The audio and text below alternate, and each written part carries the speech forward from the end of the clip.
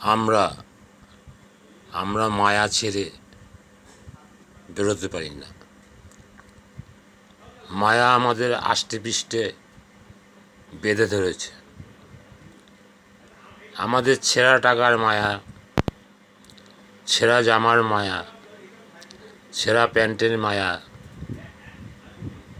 ছেঁড়া ভালোবাসার মায়া। আমাদের শুধু মায়া আর মায়া। এই মায়া থেকে ছিটকে যারা বেরোতে পেরেছে,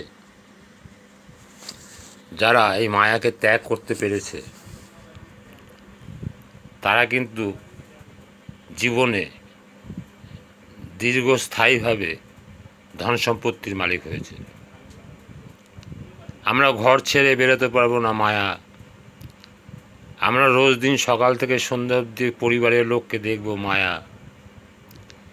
এই মায়া ছেড়ে ত্যাগ করে যদি না বেরোতে পারেন, একটা লোক দেখা যায় হায়দ্রাবাদ চলে গেলো 15 দিনের জন্য কাজে, ওখান থেকে এসেই আবার দিল্লি চলে গেল কাজে, ওখান থেকে এসেই মহারাষ্ট্রে চলে গেল কাজে।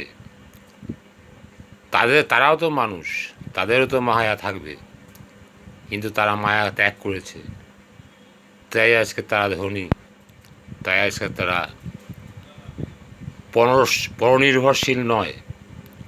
আপনাকেও মায়া ত্যাগ করতে হবে। মায়া ত্যাগ করলেই কিন্তু আপনার পক্ষে সব সম্ভব হবে। দেখবেন আপনার কাছে সব আস্তে আস্তে জলের মতো পরিষ্কার হয়ে যাবে।